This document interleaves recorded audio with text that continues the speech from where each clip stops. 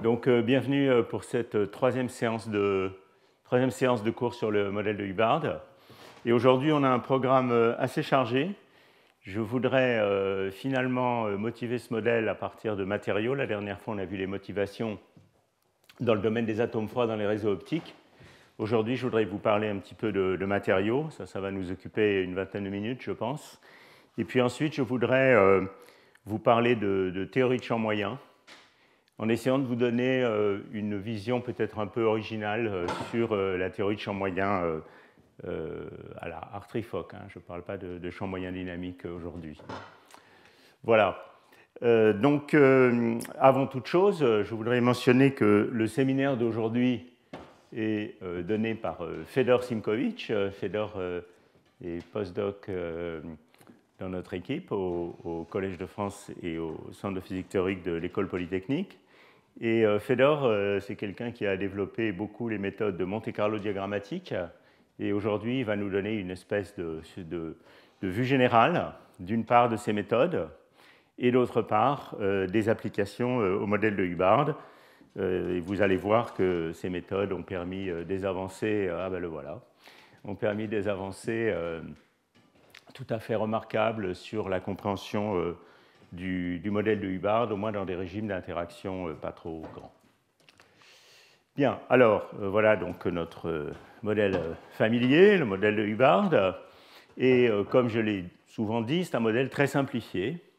Donc je voudrais vous dire un petit peu dans quel contexte on peut considérer que ce modèle est une bonne approximation pour décrire des vrais matériaux.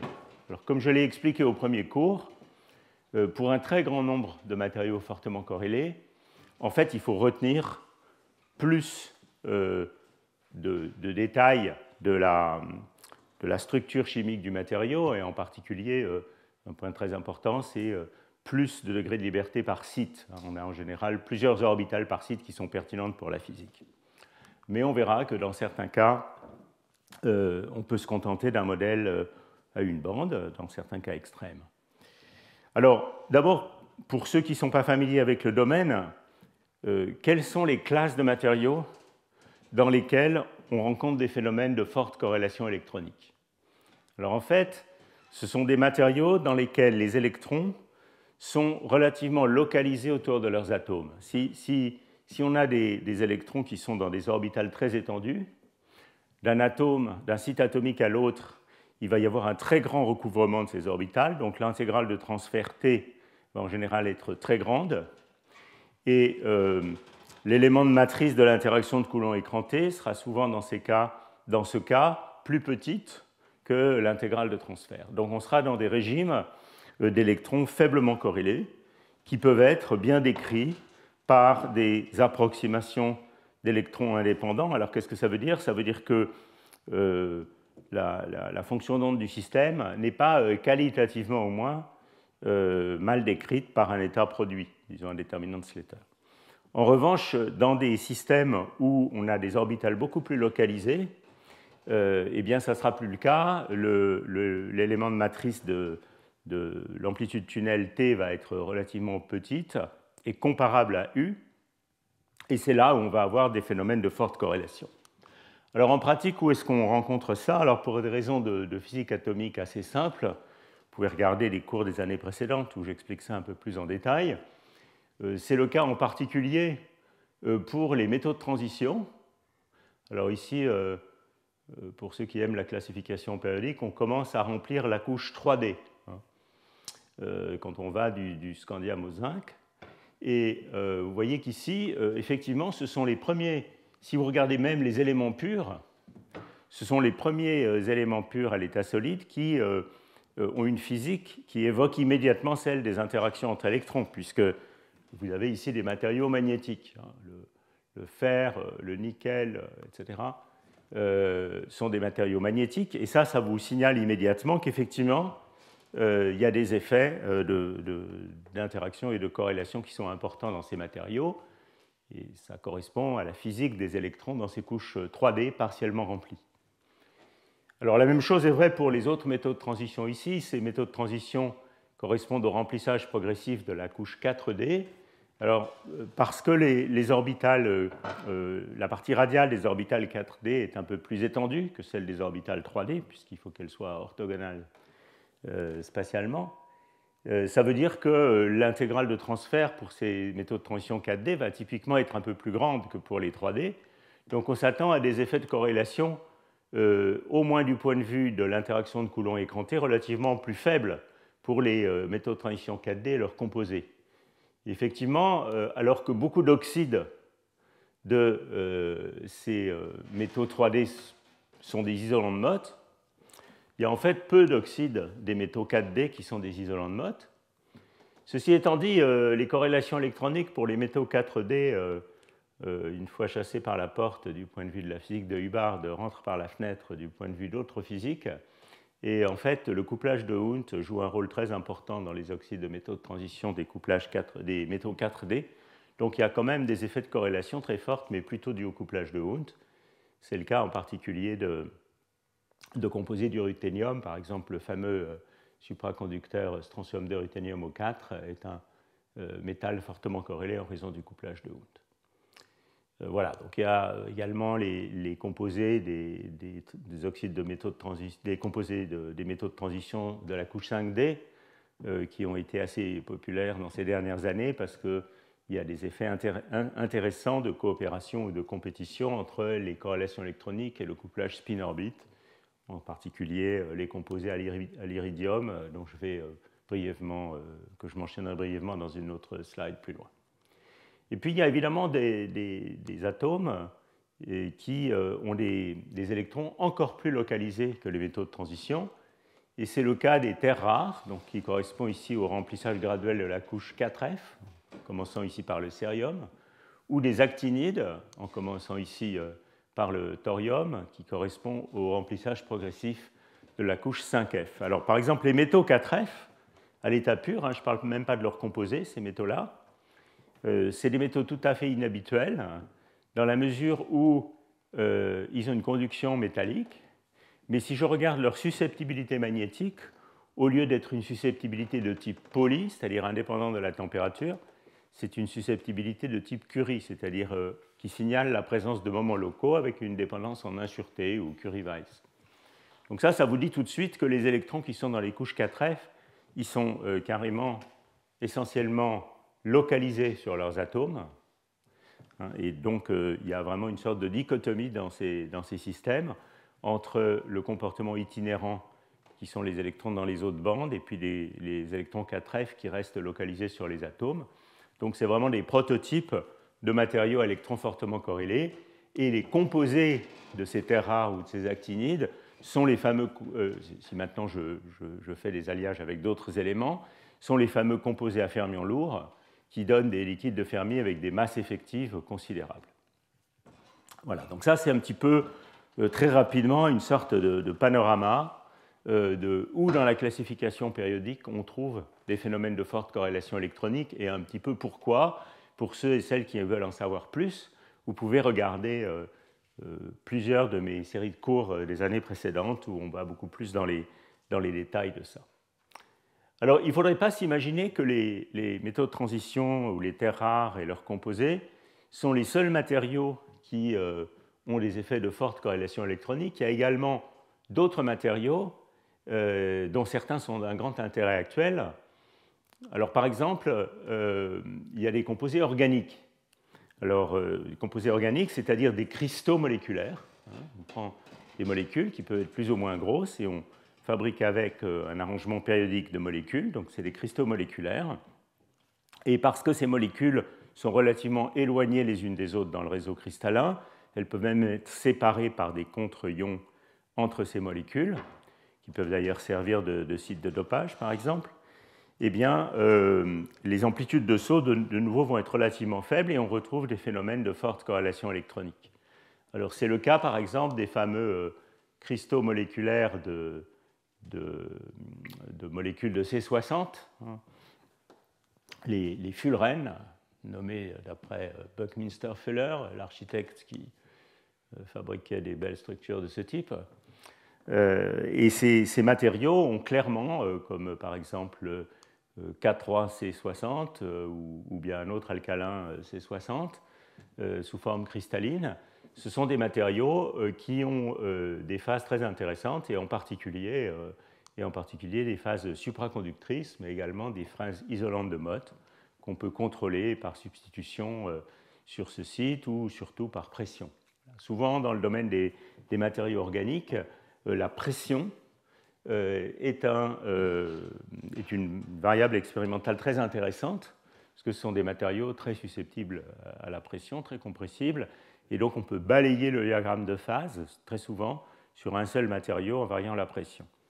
Alors à gauche, ici, c'est l'exemple des fullerènes, mais à droite, ici, vous avez... alors ça, ce sont des matériaux tridimensionnels, hein, comme vous voyez l'arrangement ici, très simple, mais vous avez d'autres matériaux organiques. Alors vous avez les matériaux organiques quasi unidimensionnels, dont a parlé Thierry Giamarchi la dernière fois, je ne vais pas en reparler aujourd'hui. Et vous avez également une classe de matériaux très intéressants qui sont des matériaux organiques bidimensionnels. Je vais y revenir dans un transparent ultérieur. Donc ce sont des matériaux qui sont des sortes de piles d'assiettes, chacune des assiettes étant une molécule de ce type, je ne vais pas me risquer à prononcer son nom, ou une paire de molécules.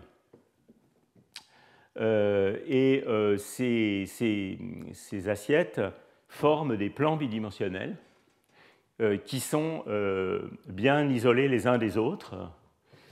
Et donc, on a une conduction très bidimensionnelle dans ces systèmes.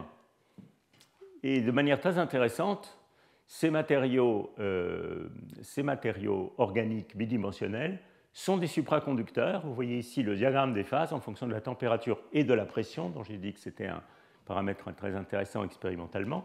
Et vous voyez un superbe diagramme de phase de ces matériaux kappa et T2 qui comporte plusieurs phases à basse pression.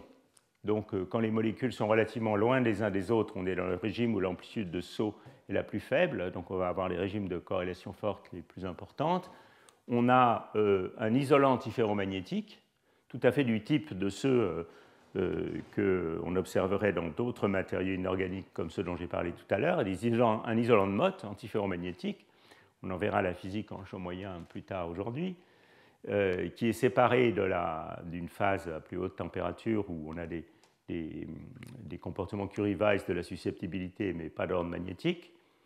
Et puis, quand j'applique la pression, cet isolant paramagnétique ici devient un métal à travers une transition qui est ici signalée en bleu, qui est une transition du premier ordre, une sorte de transition liquide-gaz, si vous voulez, en tout cas dans la même classe d'universalité, où on passe d'électrons localisés dans la phase paramagnétique isolante à des électrons mobiles dans la phase paramagnétique métallique, mobiles mais avec des forts effets d'interaction.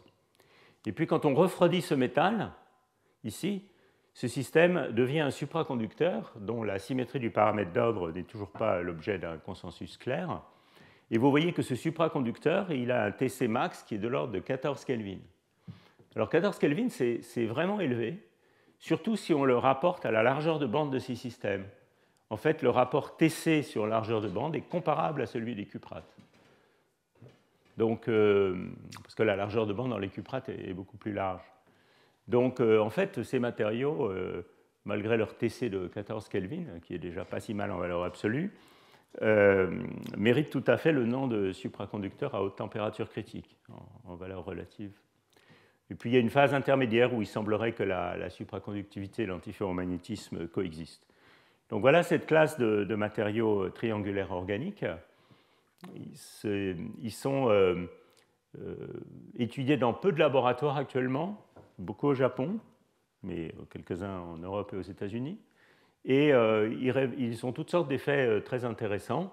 Une de leurs particularités, je vais y revenir dans la suite, c'est que d'une part, le réseau sous-jacent dans les plans est triangulaire, donc c'est un réseau avec de la frustration. Il y a donc des compétitions intéressantes entre effets d'interaction et effets de frustration. Et d'autre part, ils sont, eux, bien décrits par un modèle de Hubbard à une bande. Les bandes sont suffisamment séparées pour que ce soit le cas. Je vais vous le montrer dans la suite. Bon, et puis évidemment, cette liste, c'est très incomplète, sans parler des nouveaux matériaux qui sont très étudiés actuellement. qui sont les systèmes de bicouches de graphène twistés, ou comme on dit, on donne un angle de rotation d'une couche par rapport à l'autre, et on fabrique comme ça toute une classe de nouveaux matériaux ayant des propriétés intéressantes. Alors ce sujet a connu une explosion à partir de 2018, quand, donc vous voyez c'est tout récent, quand Pablo Jarillo Herrero au MIT a découvert la supraconductivité dans ces bicouches de graphène twistées. Mais il y a également, pas seulement le graphène, qu'on peut faire tourner comme ça, mais toute la classe des dichalcogénures de métaux de transition, donc un métaux de transition et deux atomes, par exemple, de soufre ou de sélénium, pour lesquels on peut également faire de l'ingénierie de structure de bande, si vous voulez, en faisant tourner les deux couches l'une par rapport à l'autre. Vous voyez ici, sous le fond d'écran de ce transparent, c'est le motif de moiré qu'on observe quand on fait tourner ces deux couches l'une par rapport à l'autre. Et je vais vous montrer un petit peu plus tard un transparent dans lequel on voit la structure de bande d'un de ces composés de dichalcogénures de métaux de transition, qui réalisent eux aussi, pour certains, une assez bonne approximation, enfin qui sont décrits par des modèles de Hubbard à peu de bandes, voire à une seule bande.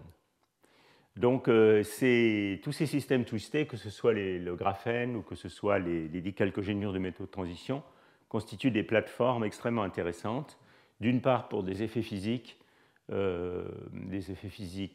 intéressants, d'autre part pour la description théorique et des questions de physique fondamentale.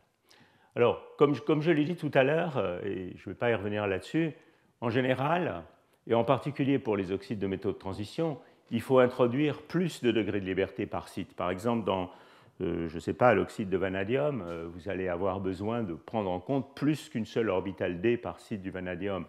Et donc, on va avoir au mieux, des sortes de modèles généralisés, dans lesquels on aura non seulement l'interaction de Hubbard, mais également d'autres interactions. Ce n'est pas l'objet du cours de cette année, mais je veux que vous ayez quand même clairement ça en tête. Il va donc falloir considérer des extensions du modèle de Hubbard à plus d'orbitales, avec des interactions à plus longue portée, etc., etc. Un tenseur complet d'interaction, on avait vu ça brièvement au cours 1. Je ne vais pas en reparler aujourd'hui. Mais le point remarquable, c'est qu'il y a certains matériaux pour lesquels, alors ils sont en nombre relativement faible par rapport à l'ensemble des matériaux disponibles dans la nature, même parmi les matériaux électrons fortement corrélés, pour lesquels le modèle de Hubbard à une bande est au moins un bon point de départ, voire même une description assez réaliste. Alors j'ai essayé d'en faire une liste ici. Honnêtement, je crois qu'elle est à peu près exhaustive, même si elle pourra s'enrichir dans l'avenir. Alors, d'une part, il y a les fameux oxydes de cuivre supraconducteurs à haute température critique, qui maintenant ont presque une trentaine d'années. Et je vais vous expliquer brièvement pourquoi ces matériaux sont relativement bien décrits par un modèle de Hubbard. Alors, il reste des débats pour savoir si c'est vraiment un modèle de Hubbard à une bande ou s'il faut aussi introduire les orbitales d'oxygène et étendre un petit peu ce modèle. Mon opinion personnelle sur ce sujet, c'est que avec 25 ans de recul sur la physique du modèle de Hubbard à une bande, on peut quand même affirmer que beaucoup de la phénoménologie des cuprates supraconducteurs est bien décrite par, au moins pour une bonne part des phénomènes, par le modèle de Hubbard à une bande. Mais il reste quand même certaines questions ouvertes, non la moindre étant de savoir si le modèle de Hubbard à une bande est vraiment un supraconducteur ou pas. Et j'en parlerai un petit peu vers la fin de ce cycle de cours. Bon, évidemment, cette question est importante dans ce contexte. Donc, il y a cette classe de matériaux qui sont, je voudrais quand même le signaler, parmi les oxydes de métaux de transition, une très rare exception comme étant bien décrite par un modèle de Hubbard, relativement bien décrite par un modèle de Hubbard à une bande. La plupart des oxydes de métaux de transition nécessitent plus de degrés de liberté par site. Alors, toujours parmi les oxydes de métaux de transition, il y a aussi une autre exception remarquable, qui sont les iridates, donc ces oxydes d'iridium, qui est un élément de la couche 5D, donc un métal de transition où les effets de couplage spin-orbite sont très importants. Et justement, à cause des effets de ce couplage spin-orbite, il y a en fait une levée de dégénérescence supplémentaire entre bandes qui fait que on est assez bien décrit, enfin tout au moins certaines théories décrivent bien ces iridates comme un modèle de Hubbard à une bande, même si cette question là aussi est aussi discutée et l'effet des autres bandes est une question qui est encore assez ouverte. Voilà. Et puis il y a ces composés organiques bidimensionnels, certains systèmes twistés comme les dicalcogénures de métaux de transition. Ça, je crois que ça fait un petit peu la liste des matériaux qui sont raisonnablement décrits, au moins qualitativement, par un modèle de Hubbard à une bande. Il y a aussi une classe de matériaux dont je ne vais pas du tout parler, mais qui est intéressante, je peux vous donner des références, qui sont des atomes adsorbés sur une surface de semi-conducteur. Par exemple, on prend une surface de silicium 1,1, et puis on vient déposer des atomes qui sont éloignés les uns des autres. C'est toujours cette notion de faible intégrale de transfert qui fait de séparation des bandes entre elles, qui fait qu'une description par un modèle de Hubbard à une bande peut être réaliste. Et ces atomes adsorbés ont tendance à former là aussi des réseaux triangulaires et ont été une plateforme intéressante sont encore une plateforme intéressante pour étudier, pour réaliser un tel modèle. Voilà. Alors, par ailleurs, ça c'est l'aspect réaliste, si vous voulez, mais comme je l'ai souvent dit dans ce cours, le modèle de Hubbard à une bande est aussi un modèle jouet pour le théoricien, un peu comme le modèle d'Ising pour les transitions de phase, qui, sans être forcément réaliste, est important comme plateforme de développement de méthodes et aussi pour garder l'essence d'un nombre limité de phénomènes.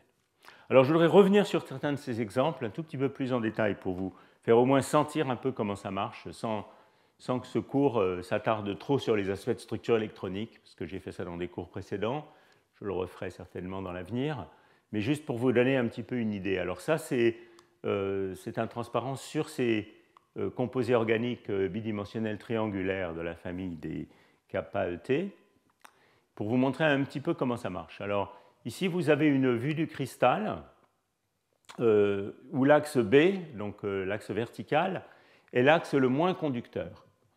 Donc vous voyez ici ces empilements d'assiettes, qui sont ces molécules, ici.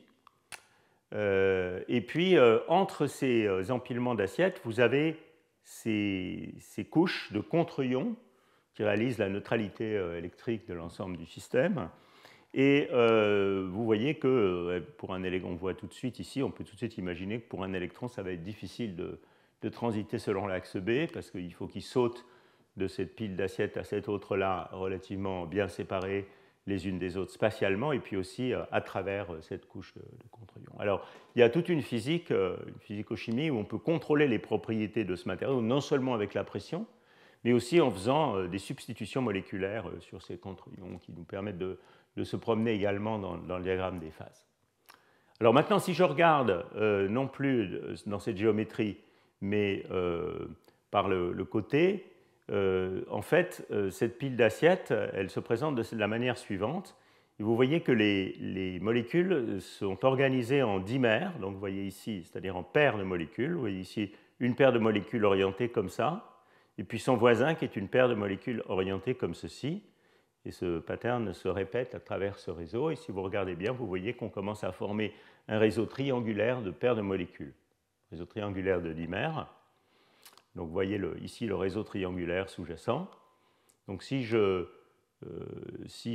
j'abstrais la description du système comme ceci étant un de mes sites du réseau, j'ai un réseau triangulaire de ce type.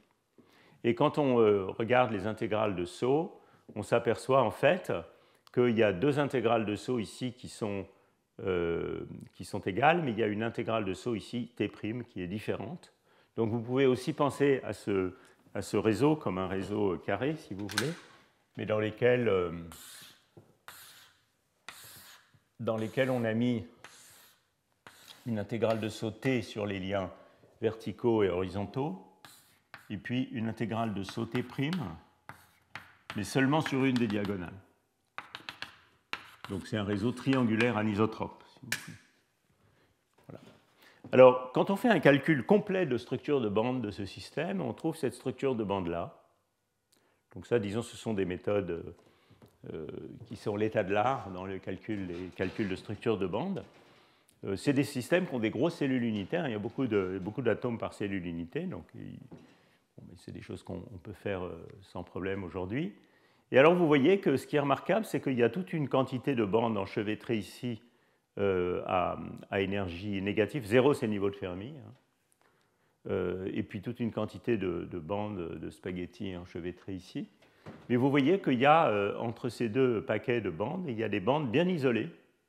Et en particulier, au niveau de Fermi qui est ici, vous voyez qu'il y a un groupe de 2 bandes. Alors pourquoi 2 bandes? Parce qu'il y a en fait 2 sites par cellule unité dans ce matériau, qui sont bien isolés. Et si on fait une description de basse énergie, en termes d'un Hamiltonien effectif de basse énergie de la physique de système, en retenant les états qui sont les états importants pour la physique au niveau de Fermi, eh bien, on trouve une description de modèle de Hubbard à une bande sur un réseau triangulaire avec cette anisotropie Tt'.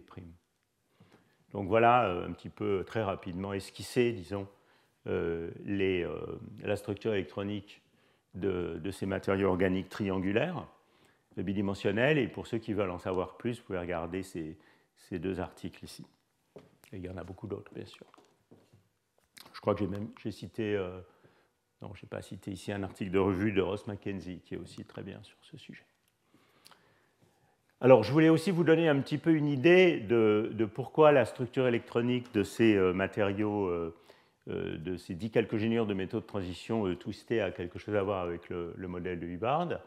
Alors, ça, c'est un exemple ici qui est tungstène diséléniure, donc WSE2, qui est représenté ici de manière un peu imagée, de la manière suivante. Donc on a une bicouche de tungstène SE2, donc ce sont ces cristaux moléculaires bidimensionnels où qui forment des plans 2D liés entre eux par une interaction très faible de Van der Waals, donc c'est pour ça qu'on peut les tourner facilement. Et puis on fait tourner l'un par l'autre avec un petit angle,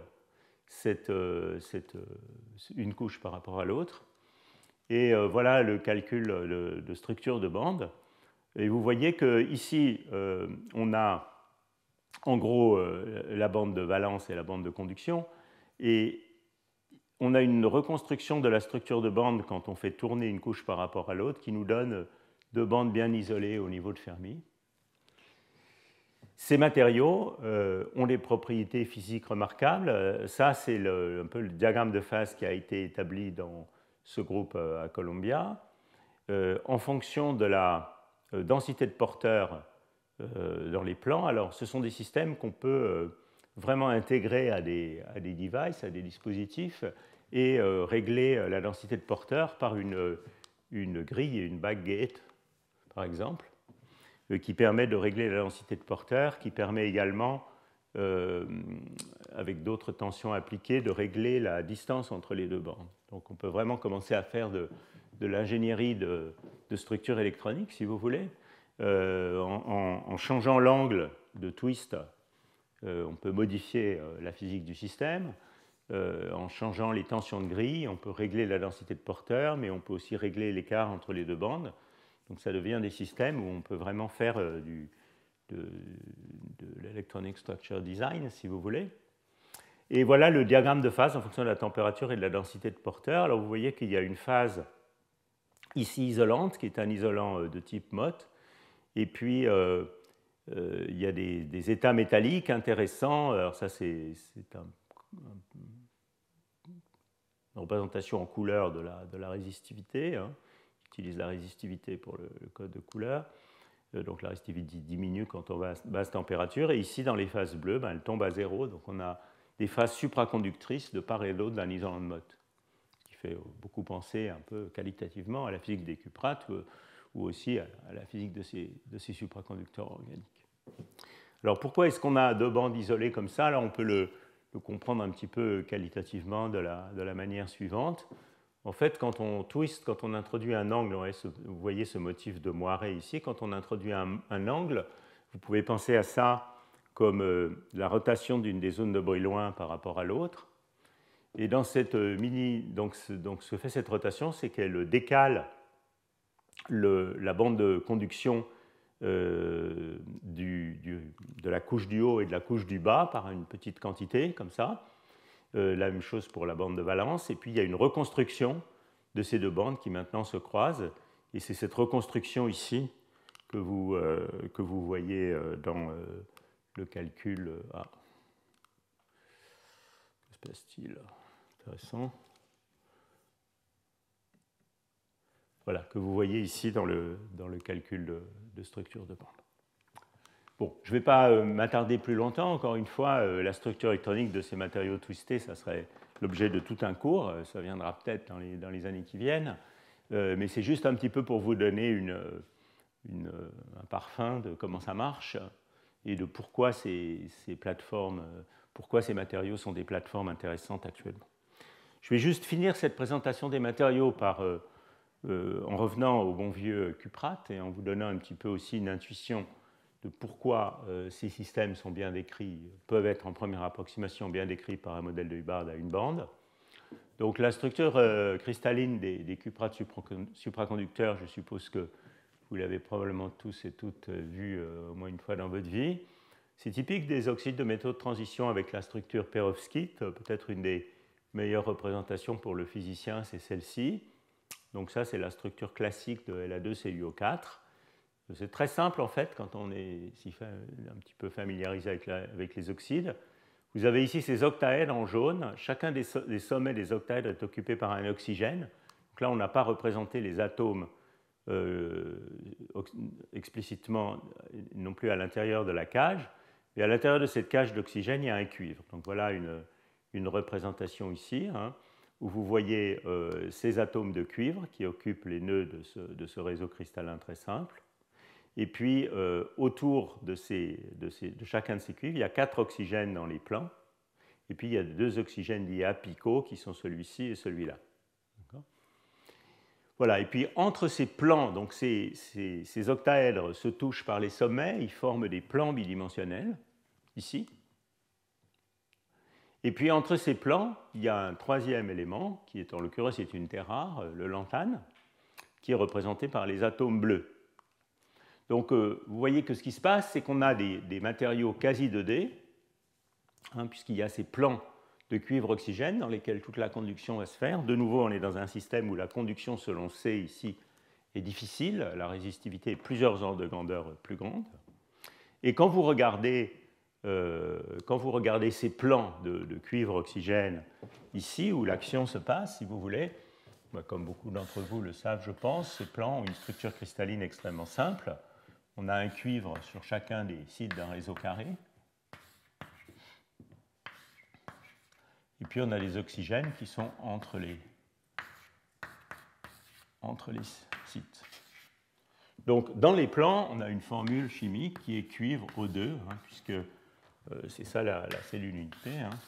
Chaque cuivre a deux oxygènes. Vous translatez ce motif par les translations du réseau carré et vous reconstituez votre plan de cuivre-oxygène.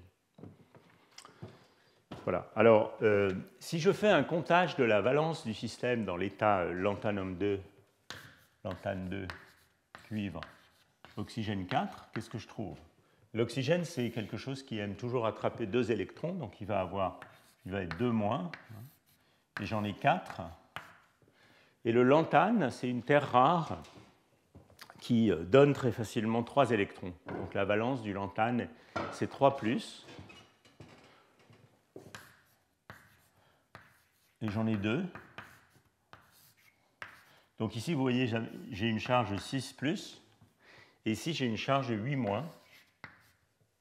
Donc ça veut dire que le cuivre, ici, dans l'état isolant, c'est-à-dire quand je prends ce matériau, je ne fais rien d'autre que ça, le cuivre est dans l'état 2+. Alors, le cuivre dans l'état 2+, ça veut dire qu'il est dans l'état D9. Si vous regardez la structure électronique du cuivre et que vous lui enlevez 2 électrons, vous voyez que ça veut dire qu'on est dans l'état 3D9. 3, c'est pour la couche 3D. Donc, il y a 9 électrons dans la couche D. Alors, 9 électrons dans la couche D, dans un système dans lesquels les octaèdres qui sont là sont en fait très allongés. Donc ce n'est pas un système qui a une symétrie cubique. Si j'avais une symétrie cubique, donc si je prends...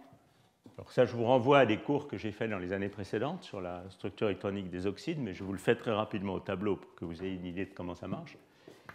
Si vous avez un cuivre entouré, je vais essayer de faire un dessin magnifique à 3 dimensions, donc entouré par ces 4 oxygènes dans les plans, c'est un peu comme ça, et puis de mes 2 oxygènes apicaux. Si j'avais une symétrie octaédrale parfaite dans un cristal cubique, par exemple pour les perovskites 1, 1, 3, qui n'ont pas cette anisotropie bidimensionnelle, eh bien, mes orbitales d, qui sont au nombre de 5, hein, il y a 5 orbitales, se décomposent en 3 orbitales qui forment un triplet T2G et 2 orbitales qui forment un doublet EG. Alors, maintenant, je dois placer là-dedans 9 électrons dans l'état isolant. Donc, vous voyez que pour placer 9 électrons là-dedans, ce qui va se passer, c'est que ici, je vais complètement remplir cette couche T2G par 6 électrons.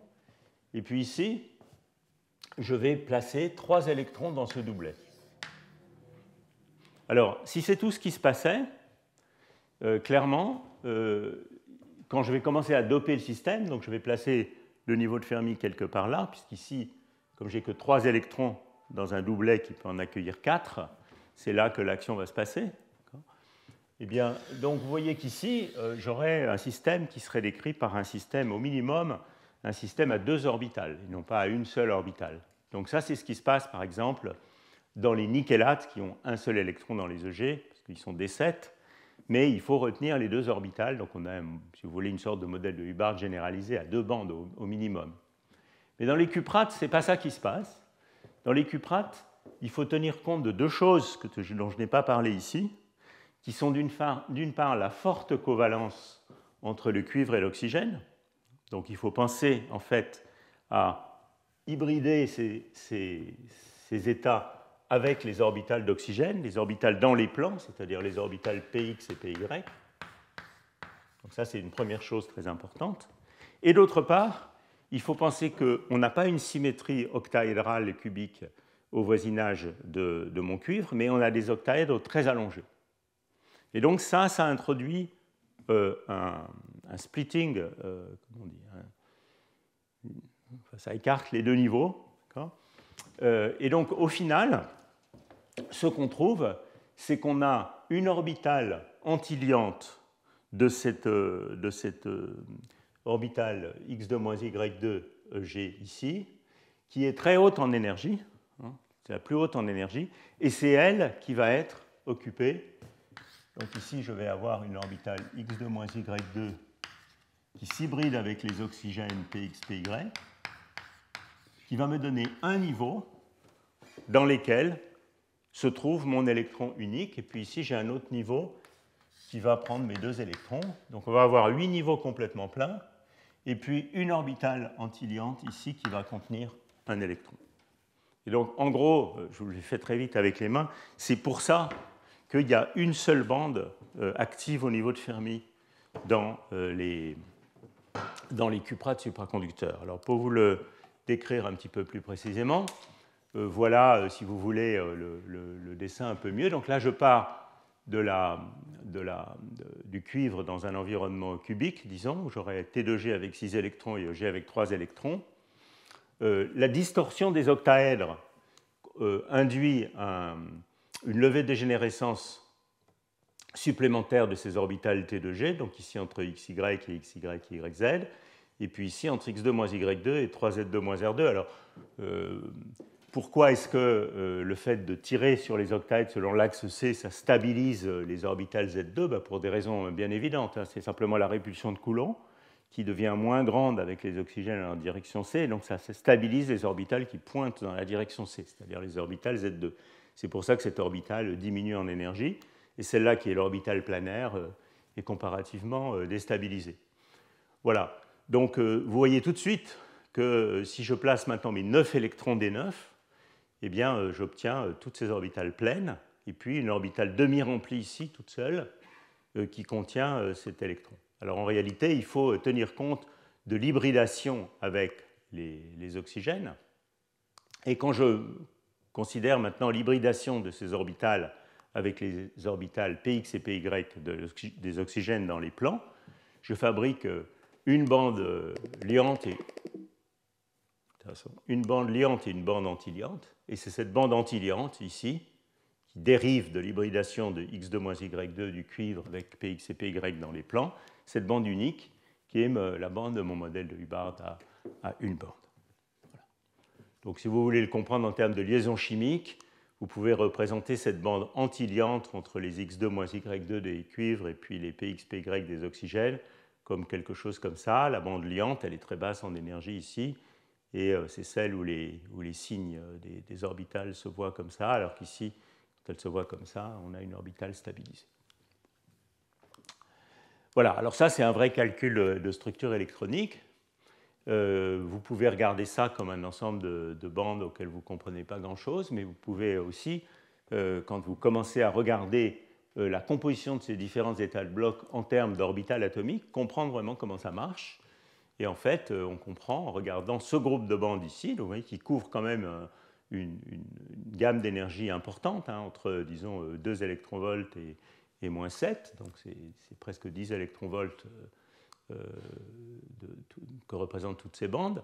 Eh bien, en fait, ici, vous voyez que vous pouvez comprendre que toutes ces bandes qui sont ici correspondent à des états hybridés de ces états T de G et de la dernière orbitale GZ2 hybridée avec les oxygènes, qui donne tout ce groupe de bandes ici. Et puis la bande la plus basse en énergie, c'est la combinaison liante entre X2-Y2 et les oxygènes. Et la bande la plus haute en énergie de ce paquet ici, c'est la combinaison antiliante entre le cuivre et les oxygènes. Et le niveau de Fermi est ici parce qu'on a 9 électrons. Donc vous voyez qu'on a vraiment le niveau de Fermi qui croise une seule bande active. Et donc si vous pensez un petit peu dans une image, si vous voulez, de groupe de normalisation, où on va essayer de construire un Hamiltonien effectif de basse énergie en intégrant progressivement les degrés de liberté de haute énergie. Ce n'est pas qu'on sache le faire vraiment en pratique, malheureusement, mais si vous y pensez comme ça, eh bien, vous allez finir par arriver sur une description effective de basse énergie qui va se concentrer sur ces états-là, donc avoir essentiellement un système à une borne. Alors c'est sûr qu'il y a une description effective en termes d'un système à une borne. Ce qui est moins sûr, c'est qu'au cours de ce processus de renormalisation, on ne génère pas des interactions qui soient aussi des interactions à longue portée, évidemment aussi des intégrales de saut à plus longue portée, voire retardées.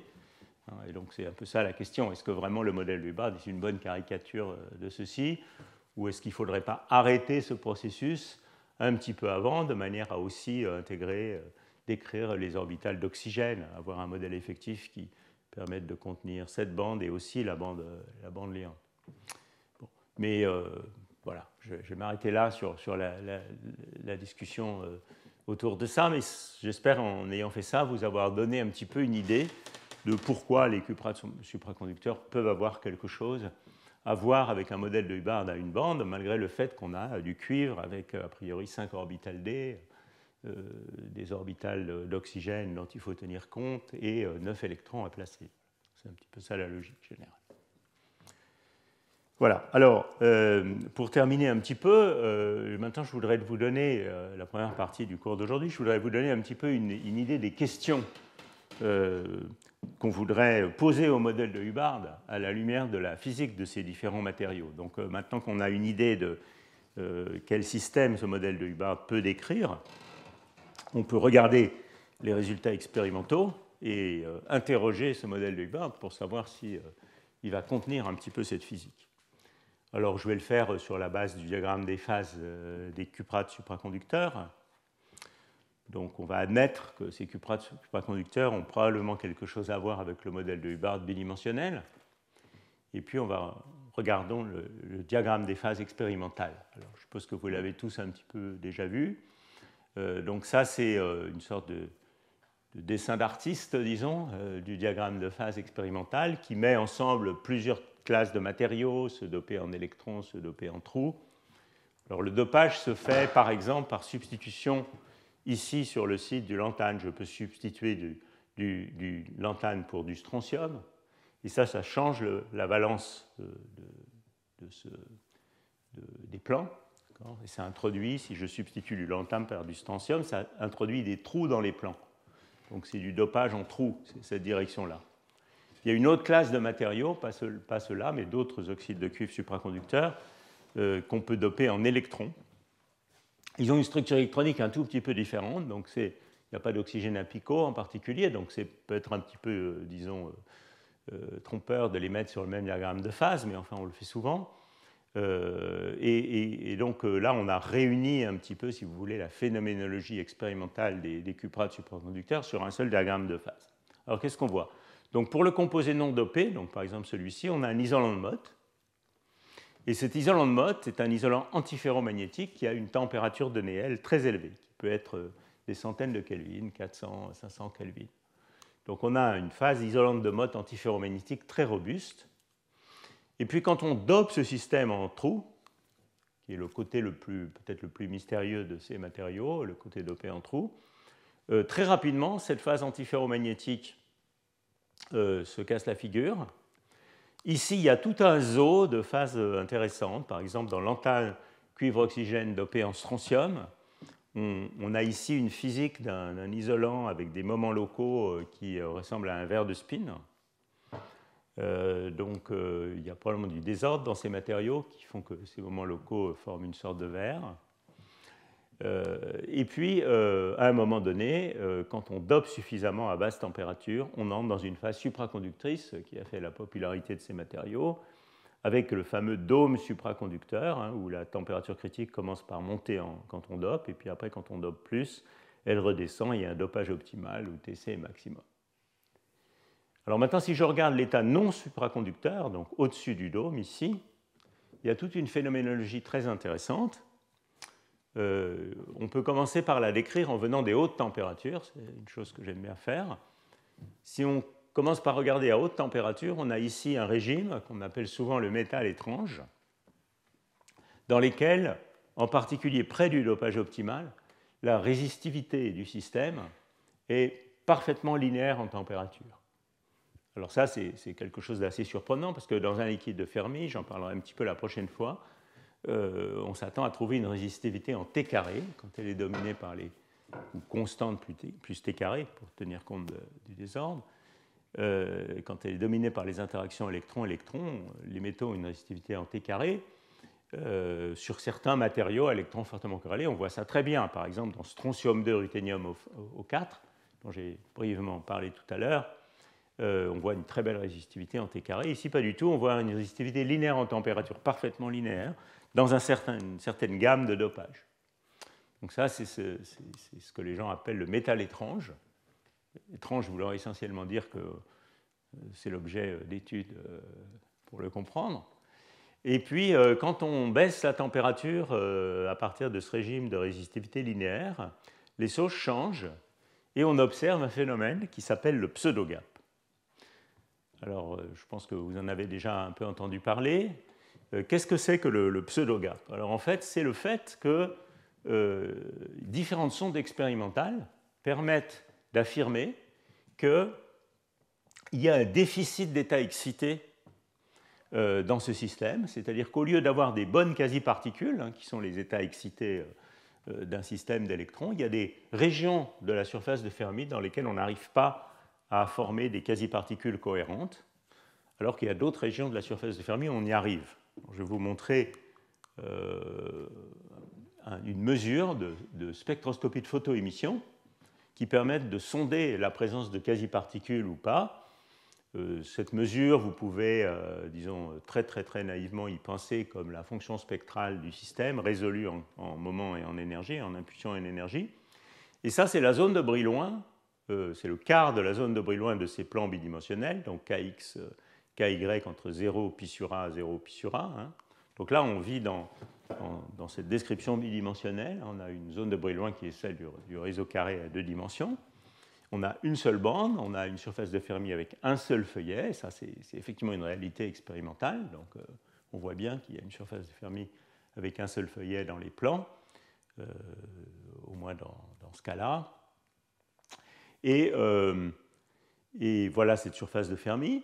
Et quand on regarde le spectre de photoémission en différents points proches de cette surface de Fermi, ce qu'on voit, c'est que si on est dans la direction diagonale de la zone de Brillouin, donc ce qu'on appelle en général la direction nodale, pourquoi nodale? Parce qu'en fait, c'est là où le gap supraconducteur a un nœud, s'annule, parce qu'il a une symétrie x2 moins y2, donc il s'annule sur la diagonale. Eh bien, quand on regarde la direction nodale dans l'état normal, on a un beau pic de quasi-particules que vous voyez en bleu ici. Donc, il y a une bonne quasi-particule ici. Alors on peut négocier pour savoir si vraiment sa largeur est en T2 ou bien si ce n'est pas exactement un liquide de Fermi, mais en tout cas, il y a une quasi-particule. En revanche, quand on regarde ici, près des antinœuds, donc de π0 et 0π, ce qu'on voit, c'est un spectre qui est beaucoup, beaucoup plus mou, d'une part, et puis d'autre part, si vous regardez attentivement, 0 étant la position des excitations d'énergie nulle, ici, vous voyez qu'il y a un décalage, il y a un recul si je regarde le point d'inflexion du spectre, ici, il est en recul par rapport à 0. Et donc, il y a une sorte de gap qui s'est ouvert, qu'on peut prendre comme la distance entre 0 et ce point d'inflexion du spectre, ou qu'on peut prendre comme le maximum ici, qui correspond, si vous voulez, à une perte d'état excité quand on se rapproche du niveau de Fermi. Donc c'est ça qu'on appelle le pseudo-gap. Ce n'est pas comme ça qu'il a été découvert, ça c'est sa manifestation en photoémission, qui nous permet de savoir de quelle région de l'espace K provient ce phénomène du pseudo-gap. Donc le déficit d'état excité, il est associé aux régions antinodales, dans le cas des cuprates dopés en trous. Ce n'est pas comme ça que le pseudo-gap a été découvert. Alors vous voyez que c'est assez intriguant. Ça veut dire que quand on dope cet isolant de Mott, maintenant si vous pensez à la naissance du métal, donc là je repars d'ici, comment ce métal va naître quand je lui introduis des porteurs de charge? La description la plus naïve, ça serait de dire on part d'un isolant de Mott, et puis quand on dope ce système en porteur de charge, on va fabriquer un métal avec des bonnes quasi-particules sur toute la surface de Fermi. Et effectivement, ça, c'est ce qui se passe dans un certain nombre d'oxydes de métaux tridimensionnels. C'est des choses qui sont bien comprises sur le plan théorique, bien décrites, par exemple, par la théorie du champ moyen dynamique, voire mon cours d'il y a 2 ans. Mais ici, ces matériaux, ils ont un comportement différent. Quand on les dope, ils ont une sorte de comportement dichotomique. Les régions nodales ont des bonnes quasi-particules qui se développent, mais les régions antinodales refusent de former des quasi-particules. C'est ça la physique du pseudo-gap. Ils ont un comportement un peu schizophrène entre nœuds et antinœuds, et ils ne savent pas très bien s'ils veulent devenir métalliques ou faire quelque chose d'autre dans la région des antinœuds. Donc voilà l'essence, enfin une des manifestations du phénomène du pseudo-gap. Alors, ce n'est pas comme ça que le pseudo-gap a été découvert historiquement, et c'est quand même important de mentionner la découverte historique. La découverte historique du pseudo-gap, c'est des mesures magnétiques, en particulier des mesures de résonance magnétique nucléaire, dans lesquelles on regardait, en particulier le groupe d'Henri Alloul à Orsay, qui a été un des pionniers du sujet, regardait le night shift, vous pouvez penser ça essentiellement à la susceptibilité uniforme, en fonction de la température, en fonction du dopage. Et vous voyez que dans le régime pseudo-gap, ce qui se passe, c'est qu'on a un night shift qui est plus ou moins constant à haute température, et puis quand on baisse la température, il se met à s'écrouler, en fonction de la température, à décroître. Donc il y a un déficit d'excitation aussi dans le spectre magnétique, alors que dans un métal, je rappelle que la susceptibilité magnétique est censée être constante en fonction de la température, c'est la loi de Pauli. Ici, au contraire, quand on va à basse température, la susceptibilité magnétique se met à décroître. Donc on perd des excitations. Alors les expériences de photoémission sont rapidement venues confirmer, enfin pas confirmer, mais préciser que ce déficit d'excitation était lié aux régions antinodales dans l'espace des impulsions. Donc une des questions qu'on veut pouvoir poser au modèle de Hubbard, c'est est-ce que le modèle de Hubbard a un pseudo-gap? Et si oui, quelle en est son origine? Puisque c'est quand même un des phénomènes les plus frappants, disons, de ce diagramme de phase dans le régime de bas dopage. Et dans le séminaire d'aujourd'hui, vous allez déjà entendre un petit peu parler d'études théoriques sur le pseudo-gap. Et dans le cours de la prochaine fois, je vais consacrer mon cours à expliquer la physique du pseudo-gap dans le modèle de Hubbard bidimensionnel, dans le régime de couplage faible. qui n'est pas nécessairement le régime pertinent pour les cuprates supraconducteurs, mais qui est au moins un régime dans lequel on comprend complètement, à la fois numériquement et analytiquement, le lien qui existe entre pseudogap en régime de couplage faible et fluctuations magnétiques, antiferromagnétiques. Voilà, donc je pense que le séminaire d'aujourd'hui et le cours de la prochaine fois vont bien se compléter en ce sens.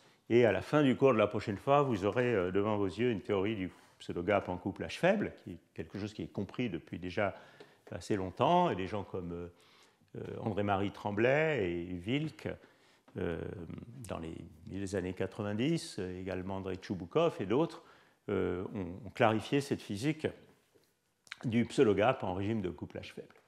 Et puis dans la dernière séance de cours de ce cycle de cours, j'essaierai de vous parler du pseudogap en régime de couplage fort, qui est plus pertinent pour les cuprates supraconducteurs, également moins bien compris, bien que les méthodes numériques permettent quand même d'affirmer qu'il y a un régime de pseudogap au couplage fort, même quand la longueur de corrélation magnétique n'est pas nécessairement très grande. Voilà, donc ça c'est une première question qu'on veut pouvoir poser au modèle de Hubbard. Est-ce que tu as un pseudogap en couplage faible, en couplage fort? Évidemment, par la même occasion, si oui, quelle est son origine physique? Alors, les possibilités signalées, explorées, proposées dans la littérature pour l'origine du pseudogap se comptent en dizaines. En particulier, une hypothèse très naturelle, en fait, c'était de dire que peut-être que le pseudogap, c'était un précurseur du gap supraconducteur. Ça signalait un appariement des particules dans l'état normal, avec des paires préformées. Et c'est toujours une opinion qui est partagée par un certain nombre de gens, sans doute de plus en plus faibles, mais je pense qu'il y a quand même un certain nombre d'évidences pour dire que ce n'est pas le cas et qu'en fait ce pseudogap est lié aux fluctuations magnétiques. Mais voilà, pour citer un exemple de proposition théorique. Il y en a beaucoup d'autres. Alors, vous voyez que vient avec cette question d'autres questions. Ici, si je ne vous ai pas apporté un transparent, j'essaierai de le faire la prochaine fois, mais si je regarde l'intensité du spectre de photoémission sur la surface de Fermi, eh bien, en fait, dans ce régime pseudogap, ce qu'on voit, c'est une sorte d'arc de Fermi, comme ça, qui se promène avec des quasi-particules intenses ici et puis plus rien là. Alors, cette question d'arc de Fermi, qui n'est peut-être pas une question extrêmement bien posée, c'est un état de température intermédiaire, disons, pose des questions. Qu'est-ce que c'est que ces arcs de Fermi, et en particulier, que deviennent-ils à basse température? Alors, le système répond, je deviens un supraconducteur. Donc là, il n'y a plus du tout d'arc de Fermi, parce qu'il y a un gap, sauf dans la région nodale. Mais on peut se demander, si je tuais la phase supraconductrice avec un fort champ magnétique, par exemple, quel serait l'état normal sous-jacent? Que deviendrait cet état bizarre avec des arcs de Fermi? Est-ce que ces arcs se reconstitueraient en poche? S'il y aurait une reconstitution, une reconstruction de la surface de Fermi? Si oui, est-ce que c'est dû à l'apparition d'un autre type d'ordre qui brise la symétrie de translation? Ou bien est-ce qu'en réalité il y a un état plus exotique où on peut avoir une reconstruction de la surface de Fermi sans brisure de symétrie? Alors ça, c'est vraiment des questions importantes, théoriques, encore ouvertes. Il y a des réponses expérimentales. On sait que quand on tue la phase supraconductrice, pour un dopage inférieur au dopage critique où le pseudogap existe, il y a effectivement une reconstruction de la surface de Fermi. C'est des choses qu'on voit clairement sur les expériences récentes. Voilà. Et puis alors, quand on regarde ce diagramme de phase, et on regarde ce diagramme de phase maintenant à plus basse température, alors là, il apparaît tout un zoo de phases qui peuvent dépendre du matériau, qui peuvent être assez complexes, dans lesquels le désordre peut avoir aussi une influence. Et en particulier, clairement, c'est assez générique dans les cuprates, à basse température et bas dopage. Il y a un régime ici avec des ordres de charge. C'est-à-dire que les trous se mettent à certains endroits et pas à d'autres. Il y a une modulation de la charge, une onde de densité de charge qui se développe dans le système. Et si j'ai le temps, je ne vais sûrement pas avoir tout à fait le temps aujourd'hui, mais je vais vous montrer comment ce type d'ordre de charge apparaît dans les théories de champ moyen, juste dans le champ moyen statique. Il y a effectivement des phases complexes à basse température, dans l'état fondamental, disons, qui ont des ordres de charge. Ces ordres de charge peuvent en particulier se manifester sous la forme de stripes ou ou de murs de domaine dans lesquels on a des morceaux d'antiferromagnétiques non perturbés et puis des rubans de trous qui séparent ces morceaux d'antiferromagnétiques.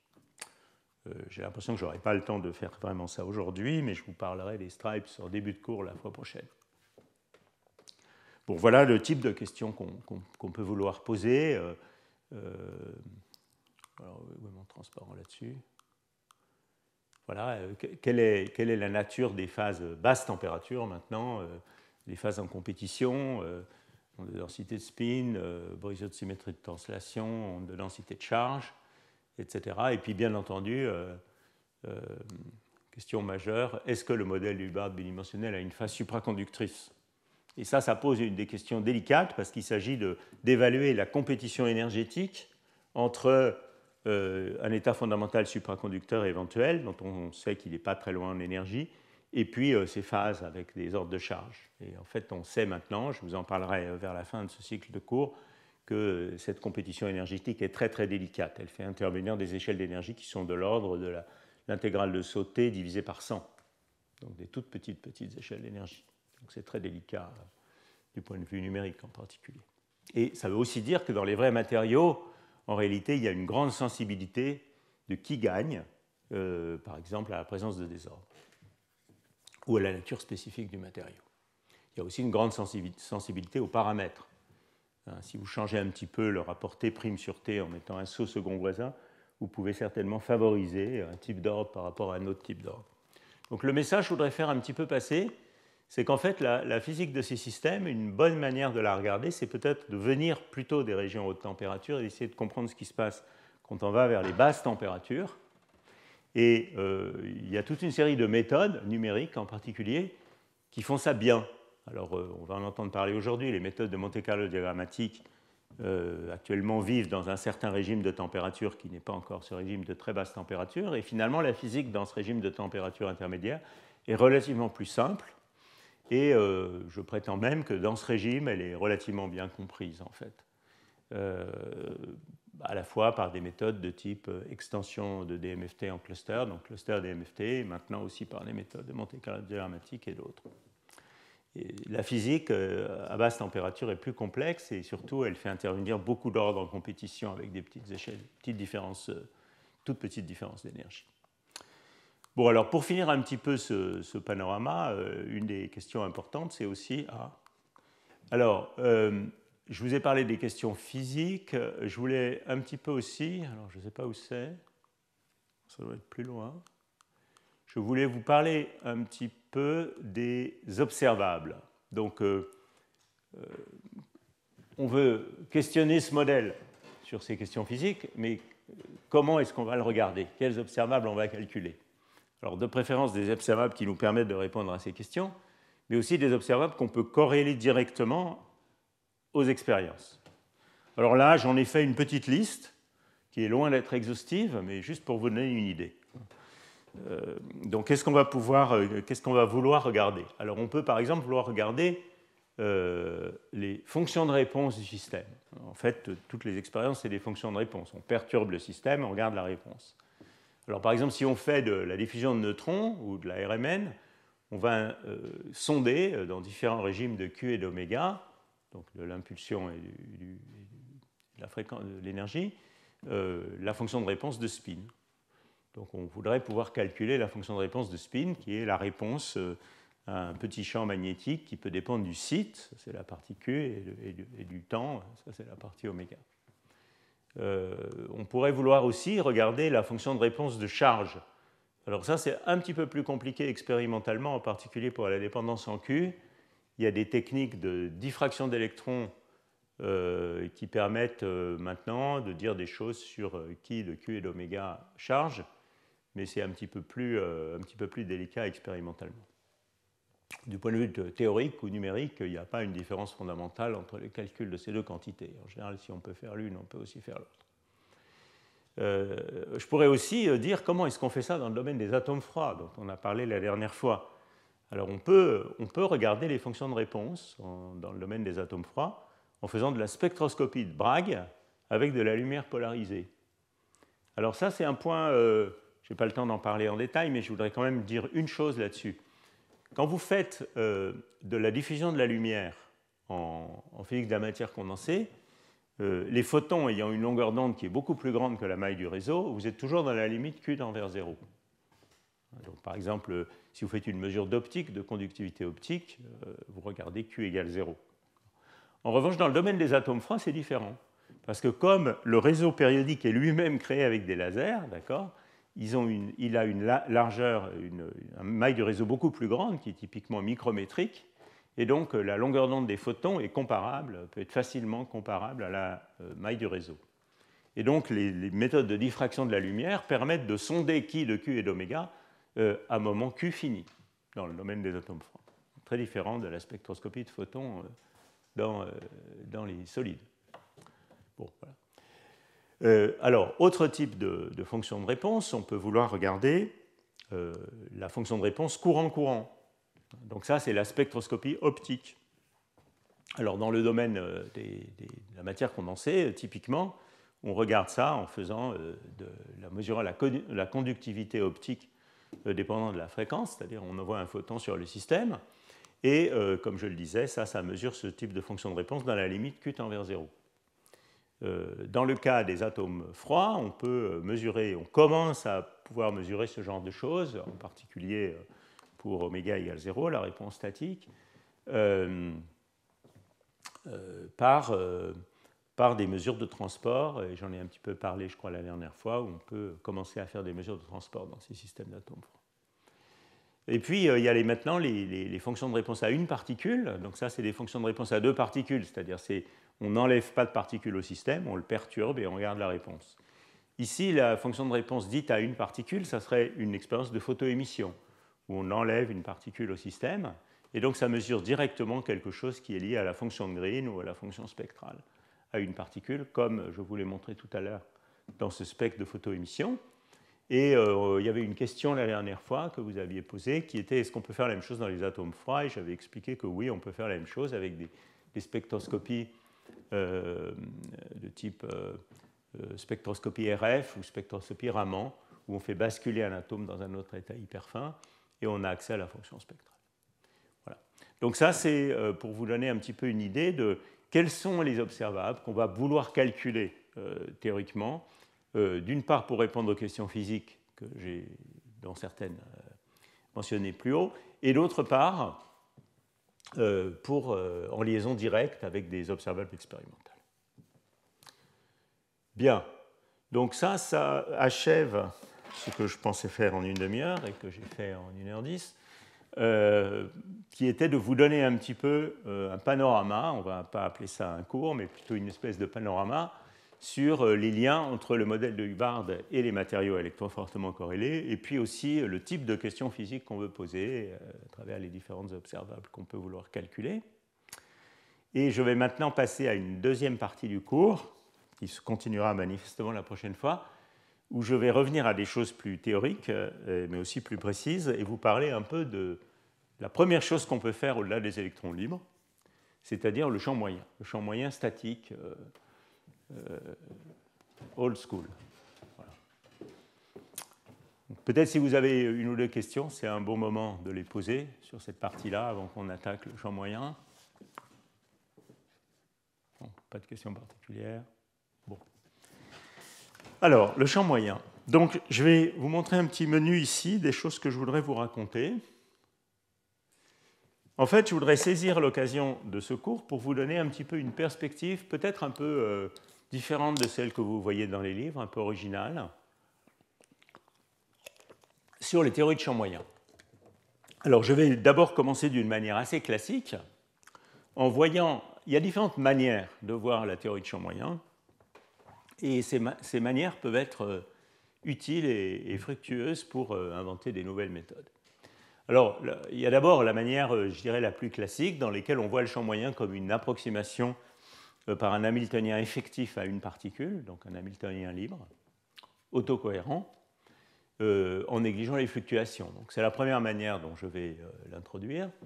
De manière analogue, on peut dire que la méthode de champ moyen est une méthode variationnelle, dans laquelle on choisit une fonction d'onde de l'état fondamental, ou une matrice densité, si vous voulez le faire à température finie, qui est une matrice densité ou un état variationnel d'électrons libres, dont un déterminant de Slater, dont on ajuste les paramètres pour minimiser l'énergie. Donc ça, c'est tout à fait classique de voir le champ moyen de cette manière. Alors, il y a une autre manière de voir la théorie de champ moyen, qui est un petit peu moins souvent expliquée, qui est en fait, on peut voir la théorie de champ moyen comme le premier ordre dans l'interaction d'un développement exact, d'un développement perturbatif exact, qui serait celui d'une fonctionnelle d'énergie libre. Donc en fait, on peut montrer qu'on peut construire, et je ne vais pas avoir le temps de le faire aujourd'hui, je le ferai la prochaine fois, on peut construire une fonctionnelle d'énergie libre qui est une fonctionnelle exacte, en principe, qu'on ne sait pas vraiment construire, de manière tout à fait analogue à la théorie de la fonctionnelle de densité. Et on peut développer cette fonctionnelle exacte en puissance de U, et le premier ordre, c'est la théorie de champ moyen. Donc ça, c'est une manière de voir les choses. Et en dernier lieu, je vais aussi vous montrer, ça c'est bien connu, que les fonctions de réponse associées à l'approximation de champ moyen, c'est ce qu'on appelle l'approximation RPA. Donc, à mon avis, il ne devrait pas y avoir de noms différents pour ça, mais enfin, pour des raisons historiques, l'approximation RPA s'appelle la Random Phase Approximation. Donc, quand on parle des fonctions de réponse, on pourrait aussi bien parler d'approximation de champ moyen pour les fonctions de réponse. Donc, voilà un petit peu le menu.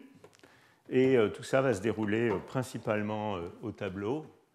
Donc, je vais d'abord vous parler un petit peu de la vision, je dirais, standard de la théorie de champ moyen, et pour ça, il faut que je trouve quelque chose pour effacer le tableau.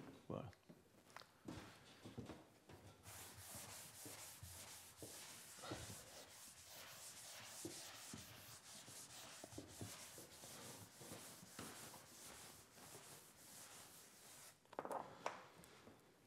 Alors, donc dans le modèle de Hubbard, on a une interaction. Cette interaction fait intervenir U, N up, N down, et ceux-ci sont des opérateurs, donc on a un terme à deux corps. Et ce qu'on va tout simplement faire, donc c'est la vision la plus pédestre, disons, du champ moyen, c'est de réécrire ce terme sous la forme d'un terme à un corps plus une fluctuation. Alors ça, c'est pas compliqué. Vous voyez que je peux écrire ce terme, je réécris juste ce terme de la manière suivante. Je vais factoriser, donc je fais ça sur chaque site. Hein. Il y a un indice de site ici, je ne vais pas le mettre à droite parce que ça va être un peu long, mais donc je vais simplement factoriser les valeurs moyennes.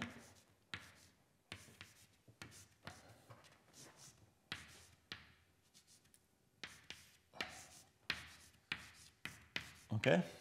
Et puis ici, je vais avoir le terme de fluctuation qui fait intervenir la différence entre les opérateurs et les valeurs moyennes.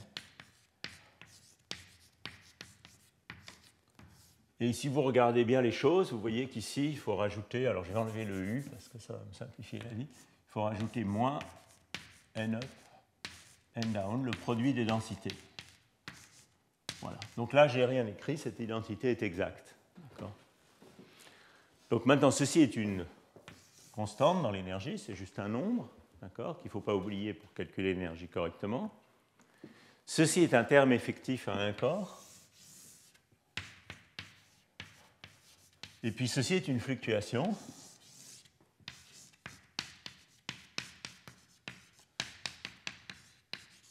Et l'approximation de champ moyen, drastique, consiste tout simplement à négliger ces fluctuations. Voilà comment on peut voir les choses. Alors ça nous amène à quoi? Eh bien, ça nous amène à une théorie autocohérente.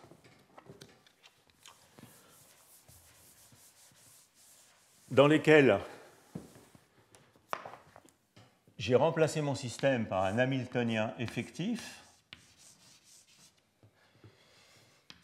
à un corps qui va être constitué d'une constante qui est le terme d'énergie ici, moins U somme sur I de NI up, NI down. Alors maintenant, attention,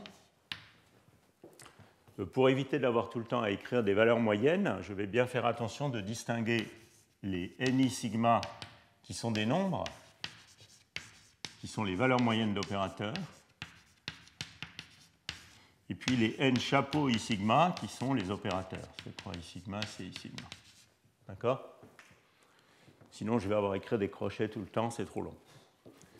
Donc, j'ai ce terme qui est une constante, mais qui dépend des densités locales. Hein. Et puis ensuite, j'ai mon terme habituel, mon Hamiltonien de Hubbard, somme sur sigma de, je peux même garder TJ si vous voulez, de C croix I sigma, CJ sigma, IJ. Et puis j'ai un terme ici qui va être plus U, somme sur I, de NI up opérateur fois NI down densité, d'accord, plus U, somme sur I, de NI up densité, NI down opérateur. Et puis éventuellement le potentiel chimique, moins mu, somme sur I, sigma, de C croix I sigma, si vous voulez, de NI sigma. Voilà. D'accord? Alors vous voyez que ça, c'est la somme de deux Hamiltoniens à un corps, sans un quadratique, séparés pour les spin-up et les spin-down. Tout ça, c'est donc ce terme constant, plus un Hamiltonien effectif pour les spin-up, plus un Hamiltonien effectif pour les spin-down. Chacun de ces Hamiltoniens effectifs est caractérisé par une énergie de site, on pourrait réécrire ça, somme sur I sigma de epsilon I sigma n I sigma. Et vous voyez que ces énergies de site, epsilon I sigma, eh bien c'est moins mu, disons, plus eh bien, U n I moins sigma. Alors là, je n'ai fait aucune hypothèse sur l'invariance par translation. J'ai laissé chaque site faire ce qu'il voulait. Donc c'est ce qu'on appelle dans le jargon unrestricted mean field, le champ moyen sans restriction, sans imposer de translation, d'invariance par translation particulière. Donc ça s'inscrit, si vous voulez, dans la lignée générale des méthodes unrestricted Hartree-Fock.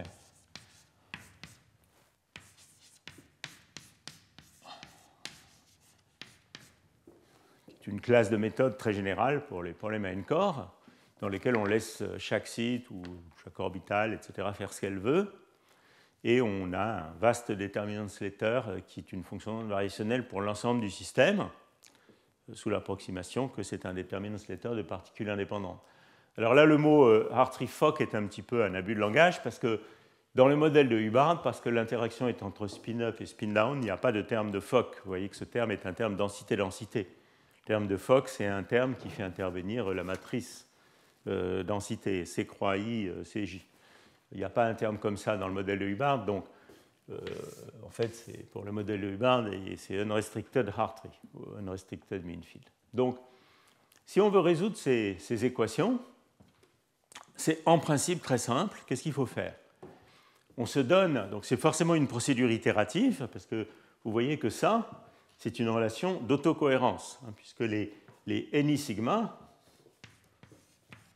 doivent être bien sûr calculés comme la valeur moyenne des opérateurs dans l'Hamiltonien effectif qui est écrit ici, qui dépend lui-même des epsilon I sigma. Donc, comme toujours dans les théories de champ moyen, eh bien, on a une procédure itérative autocohérente pour converger vers la solution, soit de manière itérative, soit en minimisant une fonctionnelle d'énergie par la méthode que vous voulez.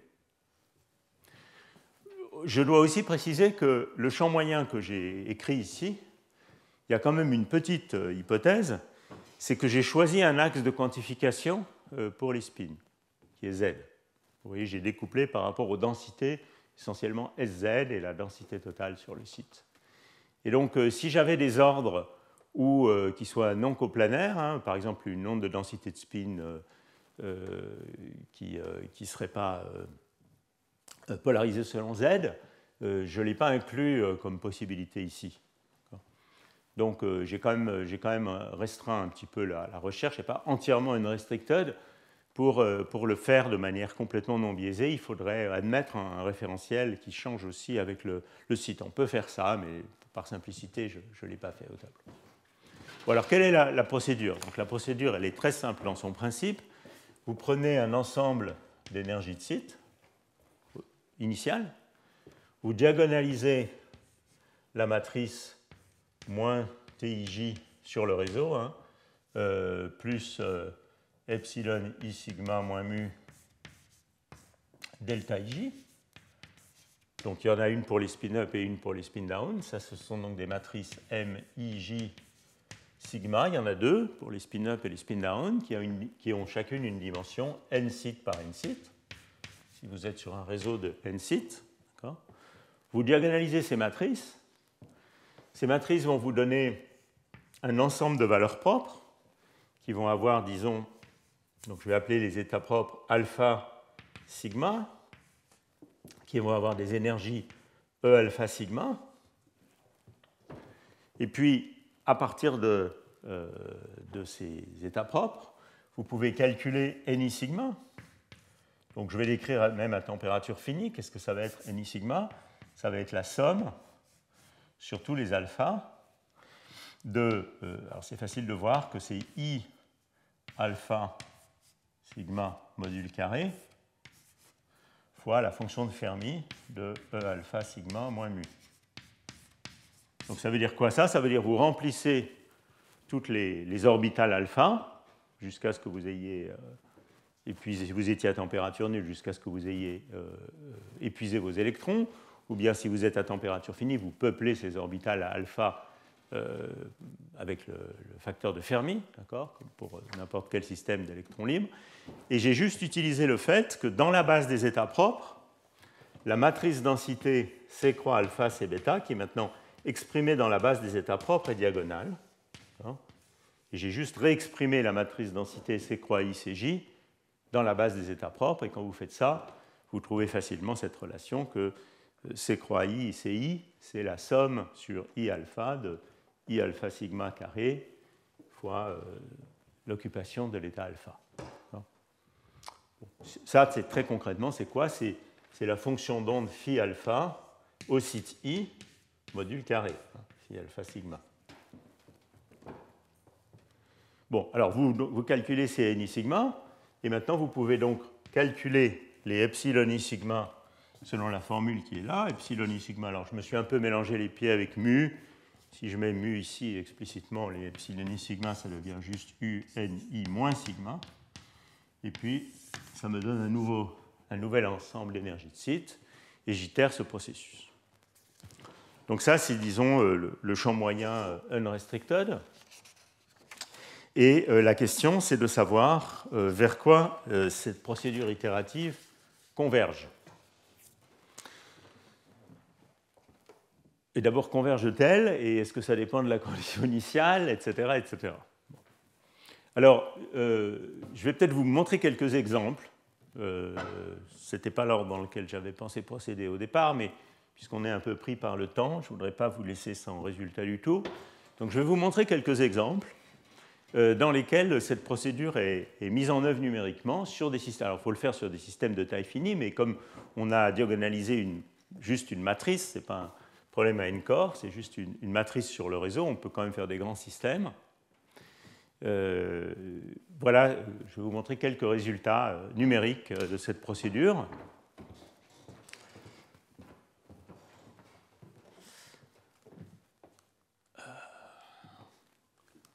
Qui se réveille, lui? Je vais passer un petit peu sur tout ça. D'autres choses que je voulais vous montrer. Voilà. Donc voilà un article relativement récent, un des plus récents en fait que j'ai trouvé de mon collègue Shiwei Zhang et collaborateurs, qui résolvent les équations Hartree-Fock ou champ moyen autocohérentes pour différents régimes de U et de dopage dans le modèle de Hubbard à une bande. Et voilà le type de... Alors je vais peut-être commencer par ça. Voilà le type de résultat numérique qu'on peut obtenir. Alors, le premier graphe qui est là, il vous montre qu'il y a en fait une assez grande sensibilité des résultats numériques à la taille du système et également au nombre de trous que vous avez mis dans le système. Alors on part d'un système où il y a une particule par site, donc on part de l'état demi-rempli.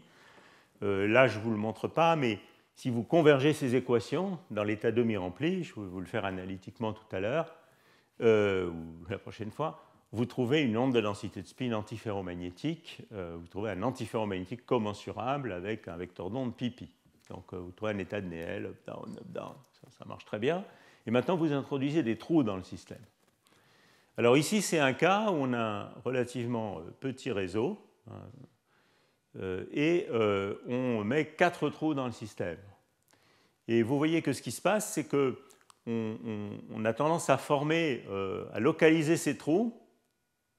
Alors on retrouve cette notion que les trous aiment être ensemble. Vous vous souvenez de la diagonalisation de la plaquette? Donc on trouve cette notion que les trous aiment bien être ensemble. Donc ici, on trouve une sorte de polaron, si vous voulez, dans lesquels les trous sont ensemble. Et puis tout ce qui est noir autour correspond à de l'antiferromagnétique non perturbé. Voilà, en fait, ça c'est la densité de charge que je vous montre ici, hein. Ce n'est pas le pattern de spin. Et puis, quand on augmente le nombre de trous, vous voyez qu'on trouve différents types de motifs dans lesquels ce polaron croît, forme une espèce de carré dans lequel les trous sont localisés, et puis le reste, en fait, correspond à de l'antiferromagnétique non perturbé avec une densité uniforme égale à 1. Et puis, quand on a en fait un bon accord entre le nombre de trous et la taille du système, on commence à former des sortes de canaux comme ça, qui sont les murs de domaine ou les stripes auxquels je faisais allusion tout à l'heure. Et ce qu'on trouve dépend pas mal du lien qui existe entre le nombre de trous qu'on a mis et la commensurabilité de cette distance qui sépare les deux stripes avec la taille du système. Alors voilà des systèmes plus grands, vous voyez ici 32 par 32, dans lesquels effectivement on voit se former ces stripes. Donc ici maintenant c'est l'onde de densité de spin qui est dessinée ici, hein. Donc vous voyez que les parties en damier noir et blanc c'est de l'antiferromagnétique non perturbé. Et puis ici, c'est des régions où l'aimantation locale tombe à zéro, hein. Donc on a une modulation de l'antiferromagnétique avec une concentration des trous sur ces formes en ruban, mais là aussi il y a un effet de frustration. La séparation entre ces deux rubans, c'est une longueur d'onde bien déterminée qui est déterminée par le nombre de trous. Et selon que cette séparation est commensurable ou non avec la taille du système, on a soit une situation sans frustration, où les stripes sont bien contents, comme celle-ci ou celle-ci, ou une situation où les stripes sont un peu frustrés et donc doivent suivre un motif un peu compliqué pour s'adapter à la taille du réseau, comme ça. Mais vous voyez que sur des grands systèmes, on a clairement ce type de structures en ruban qui apparaissent. Et c'est ça que Unrestricted Hartree-Fock fait, au moins dans un certain régime de U et de densité de trous. Alors pour préciser ça un tout petit peu plus, je vais vous montrer ici, toujours dans cet article, l'évolution de l'état fondamental Unrestricted Mean Field en fonction de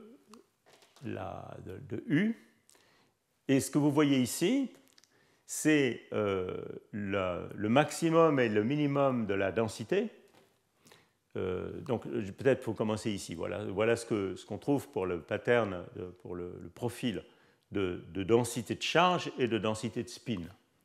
Alors vous voyez qu'à U petit, comme ici U égale 1, ce qui se passe, c'est qu'on n'a rien, on n'a pas d'onde de densité de spin, et on a un profil de charge uniforme. Quand on augmente U, tout à coup, il apparaît une onde de densité de spin, qui est ceci, d'accord, et puis une légère modulation du profil de densité. Et quand on augmente U encore plus, par exemple ici U égale 4, on n'a plus une onde de densité de spin comme ça, mais on a une région d'antiferromagnétique non perturbée avec un état de Néel up-down, qui est séparé par une région où l'aimantation tombe à 0 et où la densité de trous est très grande. Donc la densité d'électrons chute. Donc en fait, à U plus grand, ce qui se passe, c'est qu'on a des régions d'antiferromagnétique non perturbées, séparées par des rubans où les trous se concentrent. Donc si vous voulez la caricature de cet état, où est-ce que j'ai mis ça? Où est-ce que j'ai mis ça?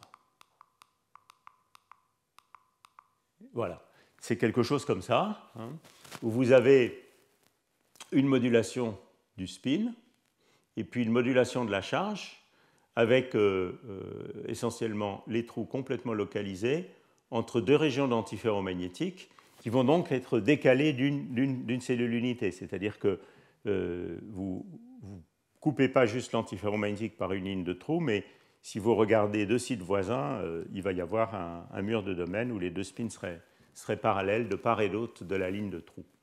L'antiferromagnétique est shifté d'une cellule, d'une maille de réseau quand on traverse la ligne de trous. Donc voilà ce qu'on appelle ces stripes. Et vous voyez qu'ici, il y a une évolution. Donc on est en particulier un système où la longueur d'onde du pattern du motif de charge est la moitié de la longueur d'onde du motif de spin.